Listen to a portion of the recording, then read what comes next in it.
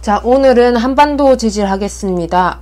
고체지구의 마지막 단원이라고 할 수가 있는데요. 이번 영상이 업로드가 늦었던 이유는 전공에서 나오는 그 한반도 지질과 그 다음에 수능 특강에서 다루는 한반도의 지질과 그 다음에 교과서에 나오는 한반도의 지질 부분이 약간 다른 부분이 조금 많습니다. 그래서 어느 수준까지 해야 되나 고민을 하다가 적당히 타협을 해서 수업을 구성을 했으니까 잘 들어주시면 좋을 것 같아요. 자, 일단 한반도의 지질은요, 대표적으로 지체 구조를 통해서 나눌 수가 있습니다. 이때 지체 구조라고 얘기를 하면요, 크게 나누는 기준이 세 가지가 있는데, 암석의 나이, 그 다음에 암석의 종류, 그리고 지질 구조를 통해서 지질 구조를 기준으로 해서 지체 구조를 나눌 수가 있습니다. 그래서 한반도를 나눌 수가 있거든요. 그래서 그렇게 해서 나누면은 뭐랑 뭐로 나누냐면 바로 육계와 분지가 나오게 됩니다. 우리나라의 지체 구조를 얘기를 한다면 대표적으로 바로 육계와 그 다음에 분지가 있는데요.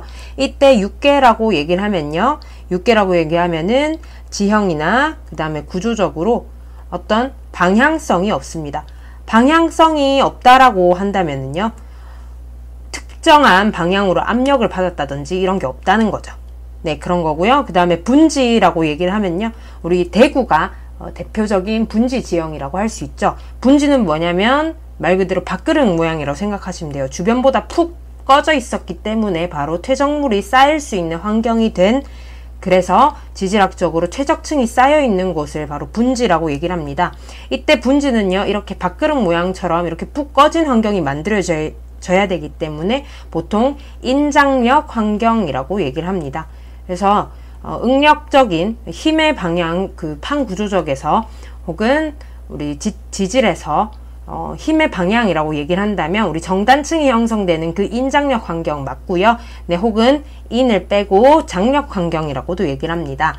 그래서 장력 환경이 형성이 되고 나면은 바로 호수나 바다가 형성이 되는데, 물 안에 있으면 무조건 퇴적이 일어난다 했었죠. 그리고 물 밖에 있으면, 물 안에 있으면 퇴적이 일어나고요. 네, 물 밖에 있으면 침식과 풍화가 일어난다라고 얘기를 했었습니다. 네, 그래서 호수랑 바다 환경이기 때문에 바로 퇴적이 일어난다 라고 얘기를 해주시면 되겠습니다. 자, 그래서 한반도의 지질의 지체 구조와 그 다음에 육계 분지를 알아봤는데요. 우리 한반도에서 보면은 또 중요한 게 바로 시대별 암석입니다.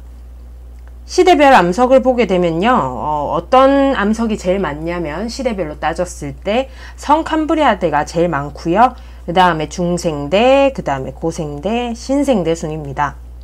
우리 한반도 같은 경우에는 신생대의 지층이 가장 작은 부분이고요. 성캄브리아 시대의 지층들이 상당히 많습니다. 그래서 한반도라는 작은 이 나라 안에 보면은 성캄, 고, 중, 신 전부 모든 시대의 그런 암석들이 다 나와 있기 때문에 지질학적으로 굉장히 중요하다라는 평가도 많이 받고 있습니다. 성캄브리아 시대의 어떤 시대별 암석의 퍼센트를 대략적으로 보면은 약 43%, 그 다음에 중생대에는 우리 굉장히 많은 화산 활동이 있었습니다. 그래서 약 40%, 고생대는 11%, 특정한 구역에 한정돼서 보통 나오고요. 신생대는 6%가 있습니다. 하지만 한반도 지질이라고는 하지만 우리는 지금 분단국가이기 때문에 기본적으로 조사가 잘 되어 있는 거는 남한 쪽이 가장 잘 되어 있고요.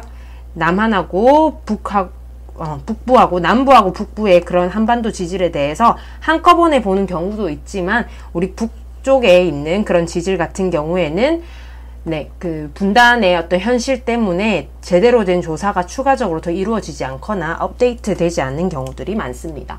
그래서 시대별로 보았고요. 시대별로 봤으면 이제 종류별로도 봐야겠죠.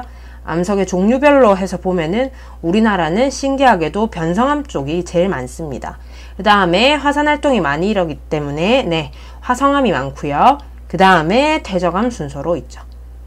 그래서 부산이나 부울경, 특히 부산에 사는 친구들은 부산에서는 변성암을 절대 찾을 수가 없거든요. 변성암은 어디쯤에 있냐면 경기도랑 서울 쪽에 되게 많이 있고요. 그래서 약 한 40% 정도를 차지하고 있습니다, 변성암이. 그 다음에 화성암은 35%, 그 다음에 퇴적암은 약 25% 정도로 굉장히 네, 적은 비율을 보이고 있습니다. 네, 그러면 우리는 지금 컴퓨터 화면으로 넘어가서 우리나라의 지체 구조에 대해서 조금 더 보고 우리 시대별로 가도록 하겠습니다. 네, 한반도 지체 구조구 부분 들어가도록 하겠습니다. 출처는 대한민국 국가지도집 2권이고요.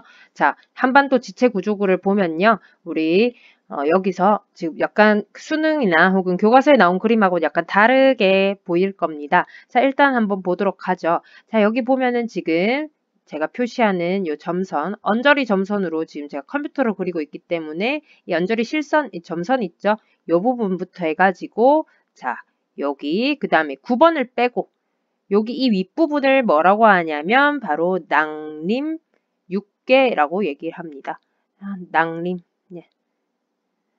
양 같네요. 다시 낭림 6개라고 얘기를 하고요. 원래는 여기 9번까지를 낭림 6개라 했었는데 이번 책에서는 보면은 6개랑 우리가 분지랑 나눴었죠. 그래서 분지 부분을 조금 더 강조를 한 것 같아요. 네, 낭림 6개가 여기고요. 그냥 전공으로 가시면 우리 요 부분, 뭐 1B, 1A, 1C 이 부분 다 나누거든요. 하지만 통틀어서 우리 고3들은 낭림 6개라고 생각을 해주시면 되겠습니다. 그 다음에 9번, 요 9번 지역이 뭐냐면 바로 분지입니다. 어디냐면 길주 명천, 길주 명천 분지라고 하는 곳이고요. 네. 보면 지금 3번 위에 이 부분까지는 북한 부분이기 때문에 네, 여러분들이 자세하게는 모르셔도 될 것 같아요. 자, 여기 보면 그 다음에 2A 부분, 요 부분 있죠? 여기랑 그 다음에 지금 여기는 조금 좀 이상한데요. 자, 요렇게 돼 있을 겁니다. 그죠? 요 부분을 뭐라고 하냐면 네, 평남분지라고 우리는 얘기를 하고 있습니다. 이 부분은 왜 그러냐면 언제 지금 책하고 왜 지금 여기 국가지도집 2019에서 나오는 거랑 왜 다르냐면요. 지금 2016년도 거죠. 그 사이에 논문이 나와서 여기를 자르기도 하고요.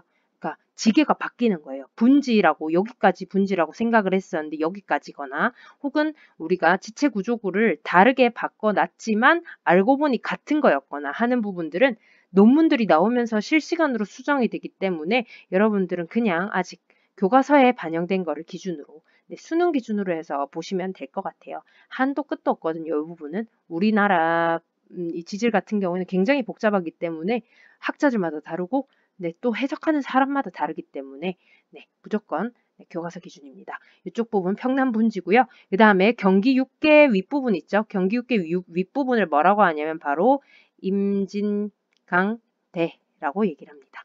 보면 6개와 분지, 그 다음에 임진강대 나오고요. 그다음에 그 밑에 이제 남한입니다. 경기 6개로 넘어가죠.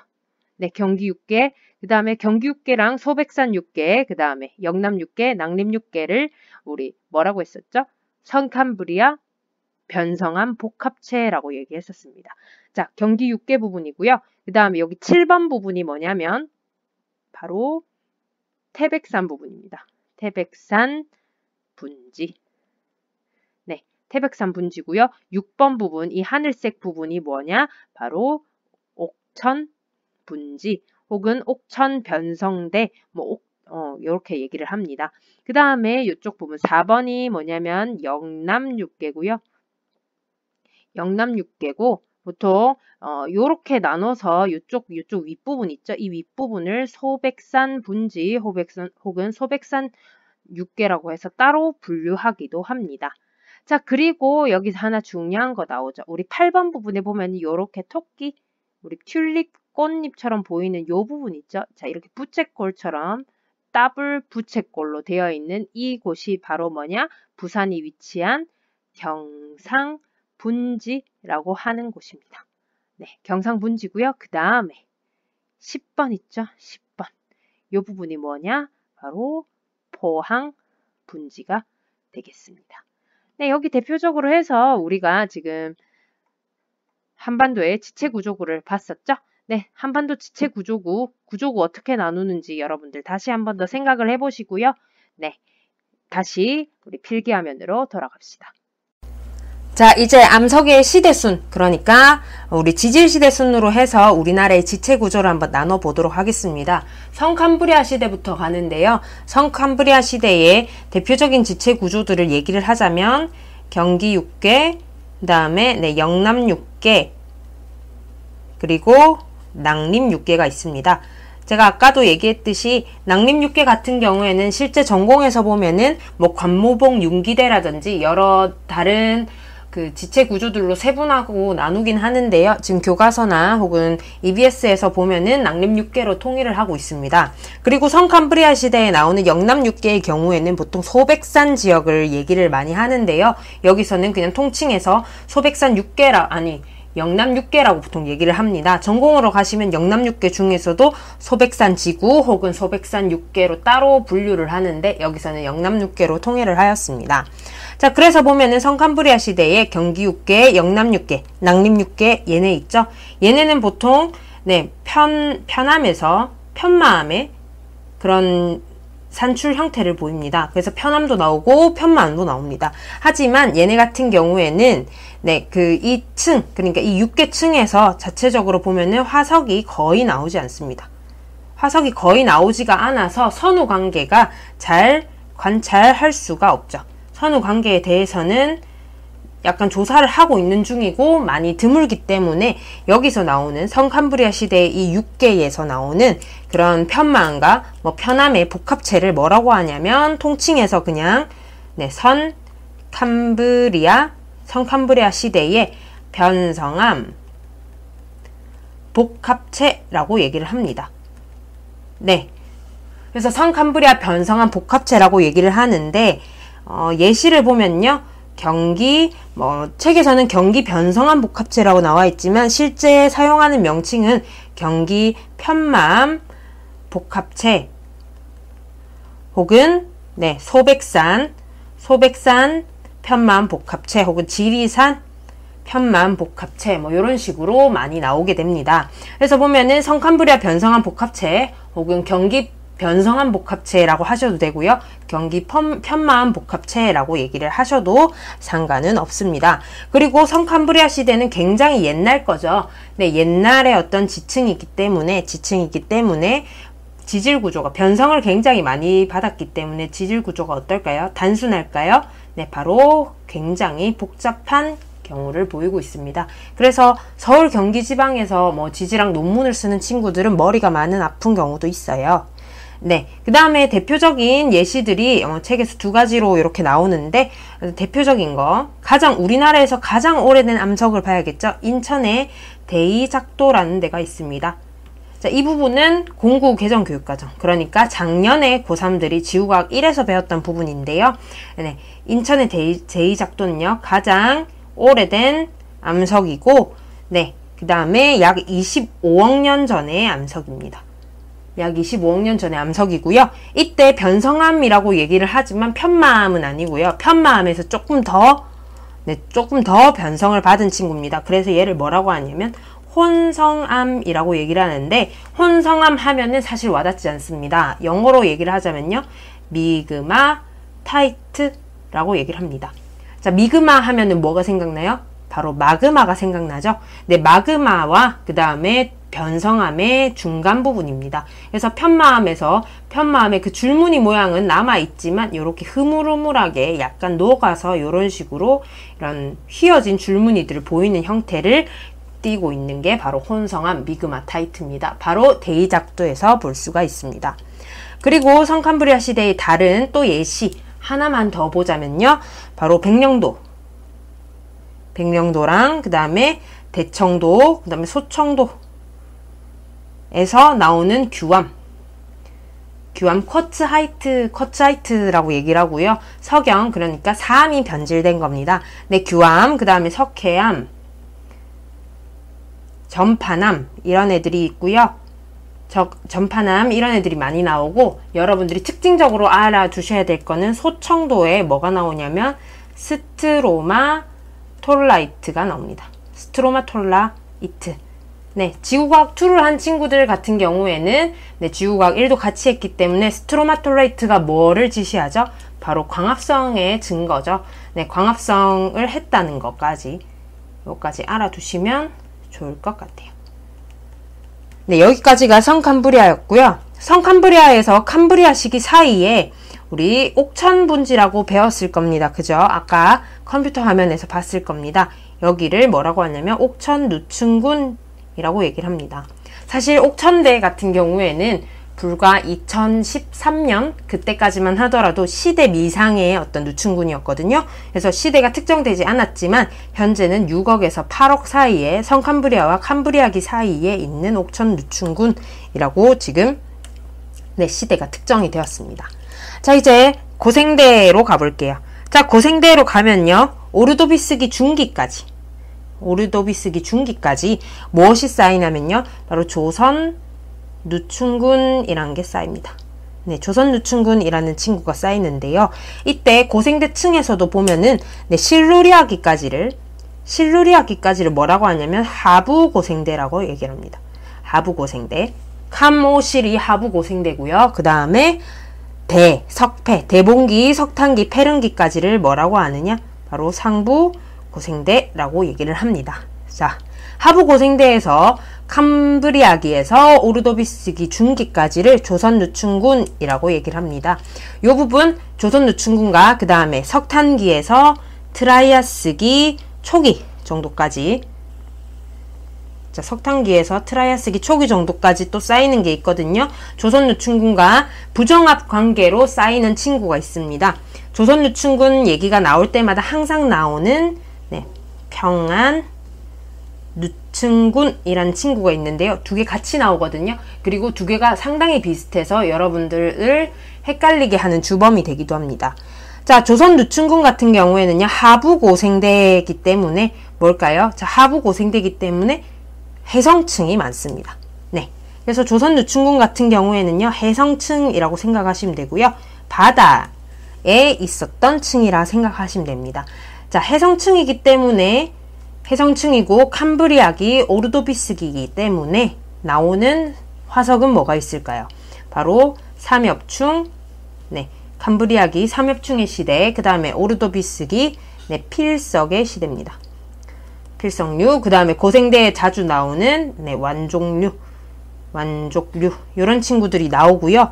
네, 조선누춘군에서 보면은 자, 하부에는 셰일이고요.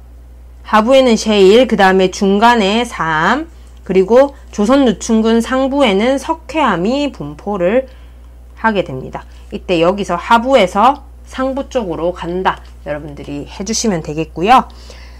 네, 여기까지 했으면 이제 우리 실루리아기로 넘어가는데요. 예전에 실루리아기 같은 경우에는 대결층이라고 해서 결층, 우리나라에서는 이 실루리아기가 보이지 않는다 라고 얘기를 했는데 회동리층에서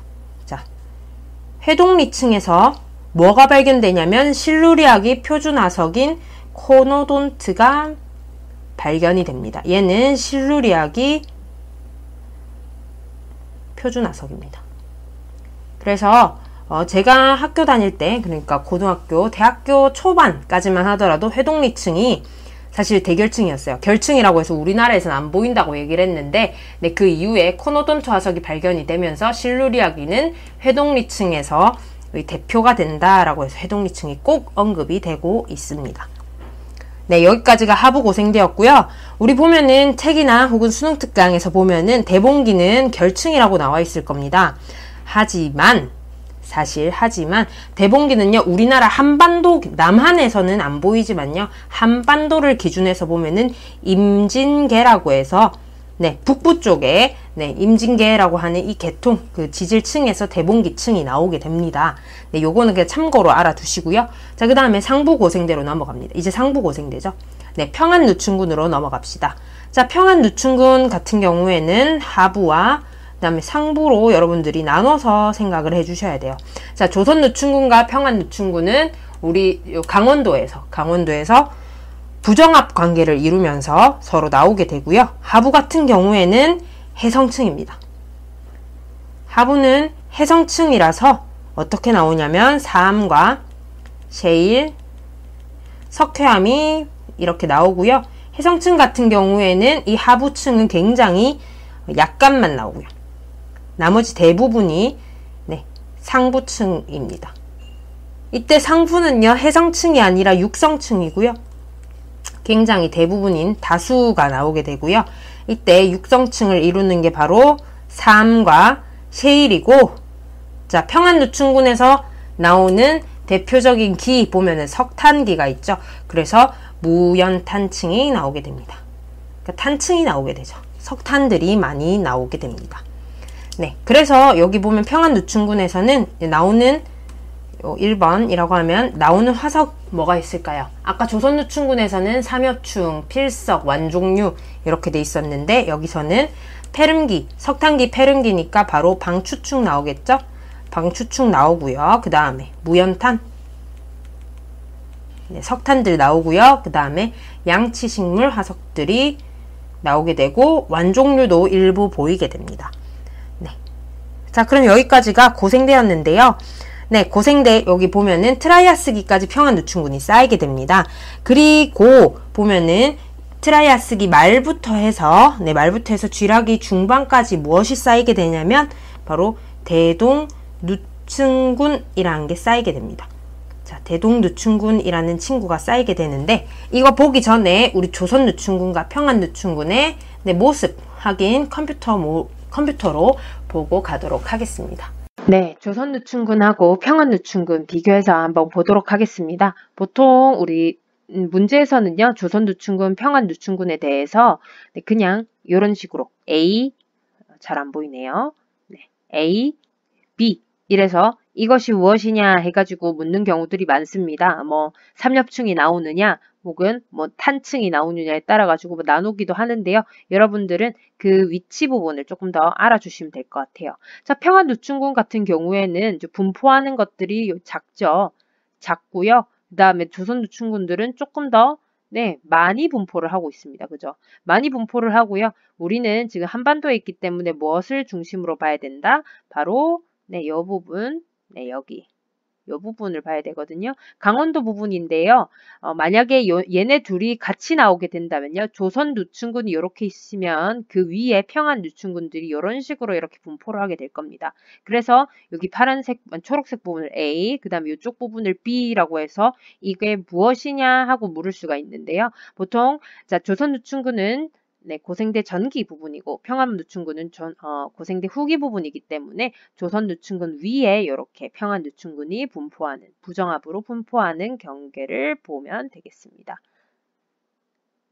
자, 다시 중생대 쪽으로 돌아와서 자, 대동누춘군 전에 그러니까 트라이아스기 말에서 쥐라기 초기에 송림변동이 일어나게 되는데요. 이때 이 송림변동 부분부터 해서 중생대 부분은 이쪽 편에다가 적어보도록 하겠습니다.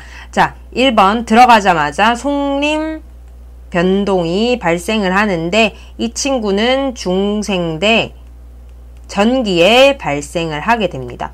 송림변동은 중생대 전기에 발생을 하게 되고요. 이 송림변동의 역할이 뭐냐라고 얘기를 한다면은 우리 여기 쌓였던 고생대 지층 있죠?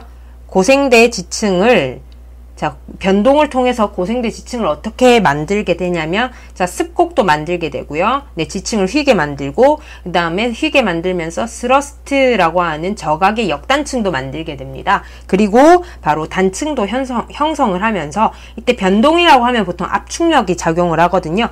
단층 작용이 일어나게 됩니다. 그러면서 어떻게 될까요?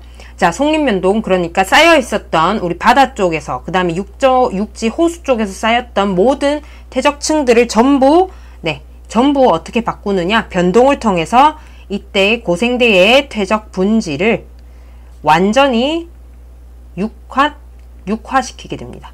육지화를 시켜버리죠. 호수 쪽에서도 말고 이제 바로 육지 쪽으로 만들게 됩니다. 그러면서 중생대는 어떻게 되냐면 바로 육성층이 돼버리는 거죠. 고생대는 해성층과 육성층이 번갈아서 나왔다고 한다면 중생대는 온전히 육성층이 돼버립니다. 자, 변동이 일어나면서 이제 변동이 일어나고 난 후에는 보통 뭐가 생기냐면 자, 송림변동이 일어나면서 관입들이 생기거든요. 관입이 일어나려면 자, 압축력도 작용을 하고 그 다음에 인장력이 작용하면서 땅 밑에 부분이 공간이 벌어집니다. 그러면서 네, 소규모의 호수가 출현하게 됩니다. 소규모의 호수가 출현하니까 어떻게 됐겠어요? 네, 소규모 호수가 출현하니까 당연히 호수니까 퇴적이 되어야겠죠? 이때 퇴적이 되는데 이때 퇴적된 게 뭐냐라고 얘기를 한다면 바로 대동 누층군입니다. 대동 누층군이 퇴적이 되고요. 요때 호수니까 뭐예요? 바로 민물고기 같은 것들이 나오겠죠. 네, 대동 누층군 이후에 대동 누층군 이후에 4번 네, 뭐가 일어나냐면 대보조산 운동이 일어납니다. 네, 대보조산 운동. 대보조산 운동으로 인해서 뭐가 나오느냐? 대보 화강암이 관입하게 되죠. 네, 이 대보 화강암 조금 이따가 볼 거고요. 자, 대보조산 운동으로 통해서 자, 무슨 현상이 일어나느냐? 다시 보면은 이제 쌓였던 대동유충군까지. 자, 이제까지 쌓였던 고생대 지층하고 송림면동에 의해서 받았던 얘네하고 대동유충군하고 전부 다 네, 고생대 지층하고 고생대 지층과 그 다음에 대동누층군이 어떻게 된다? 대동누층군이 바로 습곡과 네, 단층화를 받게 됩니다. 송림변동하고 마찬가지죠. 네, 그리고 자 보면은 지금 대보조산운동이 일어났으니까 또 뭐가 일어나야 됩니까? 변동이 일어났으니까 바로 또 다른 새로운 호수가 출현합니다. 자, 새로운 호수가 출현하면서 어떤 퇴적층이 쌓이게 되냐면 바로 묘곡층이라는 친구가 쌓이게 됩니다. 네, 묘곡층하고 그 다음에 자성계라는 친구들이 이 퇴적층들이 퇴적이 되는데요. 묘곡층 같은 경우에는 남한에서 많이 발견이 되고요. 자성계는 북쪽에서 발견이 됩니다. 자, 여기서 보면은 자, 묘곡층 우리 수능에서는 지금 수능 EBS에서는 안 나오는데 그러고 바로 대보조산운동 이후에 경상누층군이 나오게 되는데요. 이 묘곡층 바로 후대동에서 선경상 그러니까 대동누층군과 경상누층군 사이에 분포하는 묘곡층이 되게 됩니다. 그래서 이 친구를 빠뜨리면 안 될 것 같은데 빠져 있어서 저는 추가를 조금 해줬습니다. 자, 선생님에 따라서 언급하시는 선생님도 있고 아닌 선생님도 계실 겁니다. 자, 묘곡층 이후에 뭐가 생기냐면 바로 묘곡 변동이 일어납니다. 하지만 EBS에서는 뭐라고 나와 있어요? 묘곡층하고 묘곡 변동 없이 바로 경상누층군과 불국사 네. 그 대보조산운동 이후에 경상누층군 이후에 불국사가 나와 있죠. 하지만 묘곡 변동도 조금 넣어주시면 될 것 같아요. 하지만 이때 묘곡 변동은 아마 변화는 없을 텐데 제가 학부생 때 불과 한 몇 년 전까지만 하더라도 묘곡 변동을 배웠는데 지금 EBS에서는 네, 이거 없이 바로 대보조산운동으로 나와 있어서 이 대보조산운동이 일회성이 아니라 다회성으로 해서 얘가 포함이 된 건지 아니면 얘를 그냥 빠뜨린 건지를 모르겠네요. 혹시나 들으신 친구들 있으면 댓글로 조금 남겨주시면 저도 알아보고 수정을 하도록 하겠습니다. 자, 묘곡 변동이 일어난 이후에 뭐가 나오냐면 8번 바로 네, 경상누층군이 퇴적이 됩니다. 이때 경상누층군이라고 한다면요. 부상, 밀양, 그 다음에 의성 이런 대부분은 부산이죠. 이때 경상분지 내에 경상분지를 대표하는 퇴적층이고요. 네, 경상분지 내에서 쌓이게 됩니다. 이때 경상누층군 같은 경우에는 요 앞선 것들과는 다르게 바로 정단층은 존재를 합니다. 정단층은 존재를 하지만 습곡은 존재를 하지 않게 됩니다. 네, 그런 특징이 있습니다. 자, 그리고 하나 특징을 더 볼게요. 네, 경상분지 내에서 퇴적이 된 데 있었고요. 네, 경상분지 내 퇴적. 그리고 퇴적이 되면서 이때에 얘네의 그 퇴적물들은 뭐냐면 삼, 셰일, 그 다음에 여감. 그리고 이때에는 우리가 압축응력 환경이었어요. 섭입대 환경이었거든요. 그래서 화산활동이 많이 일어납니다. 응해암도 보이고요. 그 다음에 화산암들도 응해암, 화산암까지도 잘 보이게 됩니다. 네, 그리고 아까 얘기했듯이 네, 섭입대 환경이고요. 다음 영상에서 이어서 얘기를 할 것 같습니다. 너무 길어서. 그 다음에 경상분지에선 또 뭐가 나오냐면 다대포 쪽이랑 이기대 쪽에 가게 되면요. 공룡 발자국도 나오고요. 공룡 발자국, 그 다음에 뼈 화석도 나오고 알껍데기도 나옵니다. 알껍데기도 나오고 새 발자국도 경상분지 내에서 나오게 되는데, 이때 이걸 지시하는 게 뭐냐면 바다가 아니라 바로 호수라는, 그 다음에 호수 바깥이어야 그 호수 물가가 있으면 바깥 부분에 진흙 부분 있죠. 그 부분이어야 발자국이 잘 찍히겠죠. 네, 그리고 물이 계속 들어오거나 비가 많이 내리면은 발자국이 보존이 안 되겠죠. 네, 그래서 이때 건조한 환경입니다. 건조한 환경이고요. 그리고 네, 진흙 부분, 셰일층이 많았을 거고요. 근데 건조한 환경인데 가끔 새 발자국하고 공룡 발자국 나올 때 빗방울도 같이 떨어져요. 그래서 강수량은 조금이었다 하는 것까지도 네, 플러스 알파로 알아주시면 될 것 같아요. 네, 경상분지, 그 다음에 뭐 경상노춘군, 네, 그 다음에 대보조산운동, 그 다음에 이 경상분지 이후에 뭐가 생기냐 한번 봅시다. 자, 다시 여기로 돌아갑니다. 자, 경상노춘군이 바로 어디에 쌓이게 되냐면 네, 백악기 쪽에 경상노춘군이 쌓이게 되고요. 이때 경상노춘군이 다 쌓이고 난 다음에 바로 신생대에 요쪽 초쯤에 뭐가 나오냐면 네, 불국사 변동이 있습니다. 우리 대보조산운동, 자, 경상노춘군 전에, 자, 여기 보면 대동노춘군 전에 대보조산, 그 다음에 요 사이에 묘곡 변동 대강적으로 적어주시면 될 것 같고요. 요 부분은 우리 조금 이따가 다시 보도록 하겠습니다. 자, 이번에는 이제 여기 이 출처가 뭐냐면 대한민국 국가지도지 2권이고요. 한국암석학회 2011년도 자료입니다. 네, 보면은 제가 이거를 가져온 이유는요. 우리 바로 대보화강암하고 불국사화강암을 구분하기 위해서인데요. 자, 제가 말했던 대보화강암이라고 하면 대보화강암과 그 다음에 불국사화강암. 자, 제가 이거를 설명을 하면서 쭉 뭐 성림변동부터 해서 쭉 이렇게 설명을 했지만, 자, 요약을 하자면 결국에 대보화강암 같은 경우에는 여러분들이 딱 하나만 생각해 주시면 돼요. 바로 쥐라기화강암이다. 네, 쥐라기화강암이고, 네, 불국사화강암 이꼴 뭐냐면 바로 백악기화강암이다. 백악기화강암이다. 요렇게만 생각해 주셔도 우리 수능 문제 푸는 데는 아무런 지장이 없습니다. 네, 왜 그러냐? 바로 대보화강암, 그러니까 쥐라기 쪽에서 나오는 화강암들은요, 대보밖에 없고요. 그 다음에 백악기 쪽에서 나오는 거는 불국사밖에 없기 때문이죠. 자, 여기서 보면은 그래서 쥐라기 화강암류 이렇게 돼 있죠. 그래서 그 부분 보게 되면 쥐라기 부분 보게 되면 주황색 부분이죠. 자, 연두색으로 한번 볼게요. 자, 요렇게 지금 네, 요런 식으로 우리 어떻게 돼 있어요? 네, 북동, NE, 그 다음에 남서, SW 방향으로 뭔가 방향성을 가지면서 이렇게 관입을 하고 있다. 그죠? 네, 그게 바로 대보화강암이고요. 그 다음에 어떻게 되느냐? 또 많아요. 불국사화강암에 비해서 면적이 대보화강암이 훨씬 많습니다. 네, 훨씬 많고요. 그 다음에 대보화강암 같은 경우에는 요거는 혹시 심화 과정에서 나올 수도 있으니까 하나만 더 알아둡시다. 대보화강암은 바로 S타입 그라니트인데요. 이게 당최 무슨 말이냐? S타입이라고 얘기를 한다면 이 화강암의 기원이 뭐냐면 바로 대륙지각 기원입니다. 그러니까 우리 중생대에서는 우리 섭입대 환경이거든요. 설명했었죠? 네, 보면은 이렇게 섭입대가 이렇게 있으면요. 우리 섭입대면 지구과학 1에서 했었죠? 이쪽에서 마그마가 올라오잖아요. 마그마가 올라오다가 더 이상 올라오지 않고 여기서 마그마가 대기를 탑니다. 마그마 대기 타면 어떻게 돼요? 대륙지각이 얘가 밑에 뜨거운 게 있으니까 여기가 녹겠죠. 녹아서 분출이 아니라 녹아서 어떻게 된다? 이쪽에서 식어서 굳어버리는 거예요.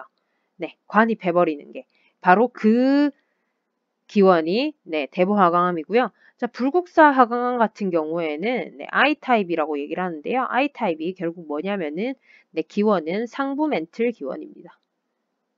상부멘틀 기원이에요. 얘는 대륙지각 기원. 자, 상부멘틀 기원이다 라고 하는 말은 우리 똑같이 섭입돼서 여기 오면 여기 있죠. 여기서 마그마가 올라와요. 올라오는데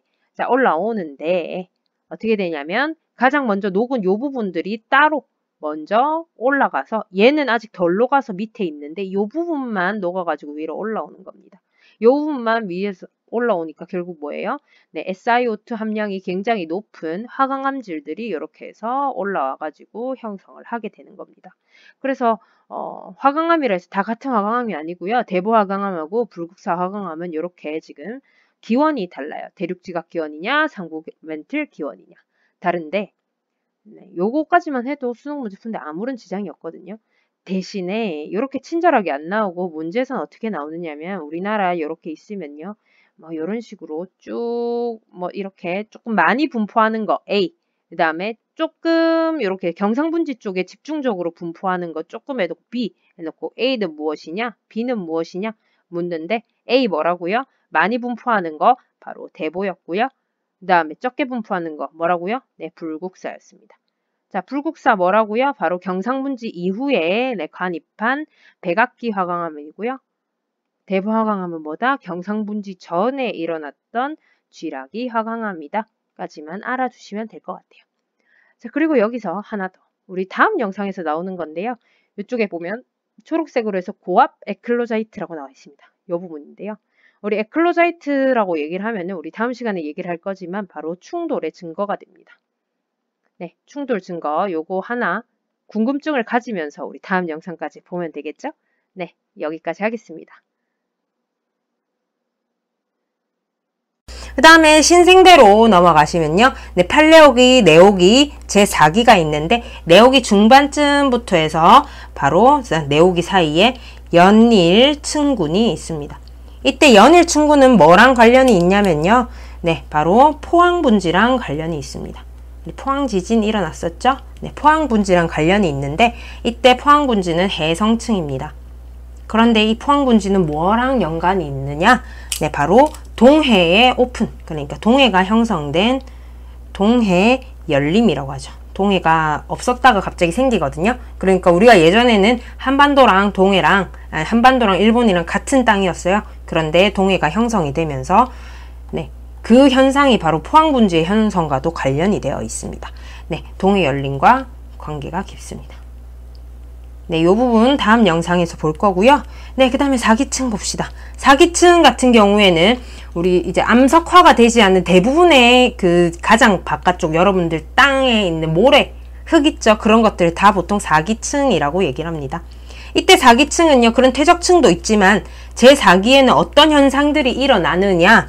네, 우리나라에 있는 대부분 여러분들이 아는 화산들이 다 일어납니다. 백두산, 한라산, 한라산이니까 바로 제주도죠. 제주도, 그 다음에 독도는 네, 우리 땅, 네, 독도랑 울릉도 전부 다 4기, 신생대체 4기의 화산활동이 일어나면서 발생을 하게 됩니다. 굉장히 애기들이죠. 네, 여기까지가 시대별이었는데요. 우리 조금 더 보면서 네, 다음 시간 바로 한반도의 형성 부분 조금 더 첨가하면서 한번 보도록 하겠습니다. 자, 바로 이어서 학습해 주시기 바랍니다. 고생하셨습니다.